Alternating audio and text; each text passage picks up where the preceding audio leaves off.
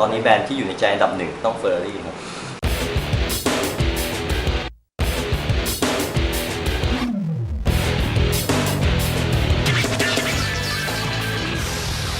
เราทำง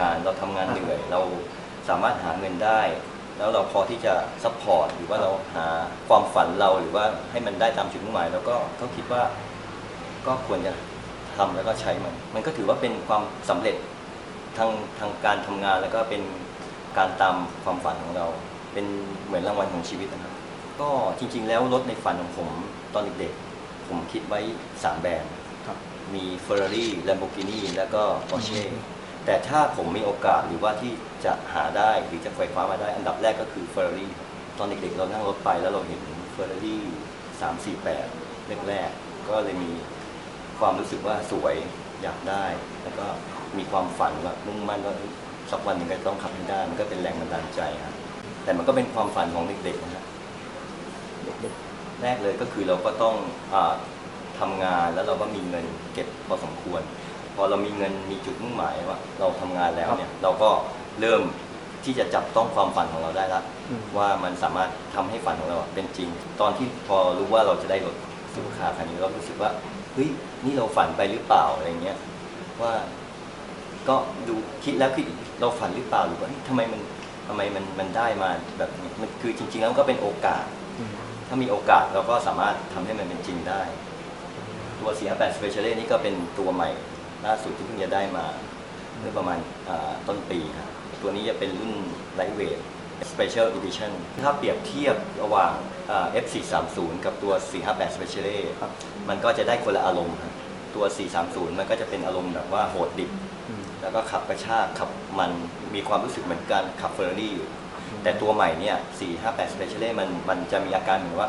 ขับแล้วมันเปลี่ยนเกียร์มันจะเปลี่ยนนุ่มมากแล้วก็เร็วไปตามมือ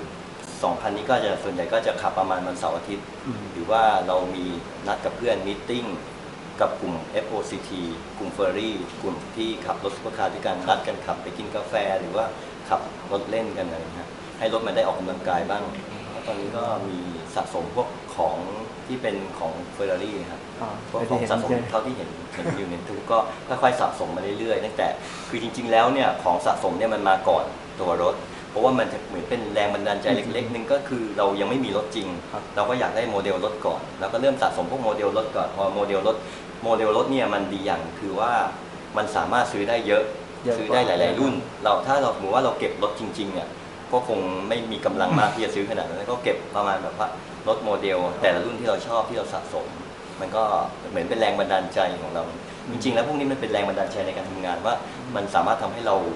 มีพลังแล้วก็หาเพื่อจะให้ได้มันแต่ว่ามันก็ต้องขึ้นอยู่ว่าถ้าเราซื้อแล้วเราเดือดร้อนทำให้ตัวเองติดขัดหรือมีปัญหาทางการเงินเราก็ไม่ควรจะซื้ออันดับแรกก็คือความรักมากกว่าความรักแพชชั่นของเราครับเป็นแพชชั่นของเราว่าเรามีต่อแบรนด์นี้เป็นเหมือนสิ่งที่เราแบบประทับใจมันตั้งแต่เด็กๆอยู่ในอินเนอร์เราว่าเราชอบแบรนด์นี้เราก็สะสมอันนี้แล้วก็ทำให้เราสะสม1 2 3 4มันก็มีต่อไปเรื่อยๆจริงๆแล้วผมก็เหมือนบางคนที่เขายังไม่มีรถแต่ก็ซื้อของสะสมไว้มาชื่นชมดูแล้วก็มาตกแต่งอะไรเงี้ยฮะให้มันเกิดความมีแรงบันดาลใจขึ้นมามันก็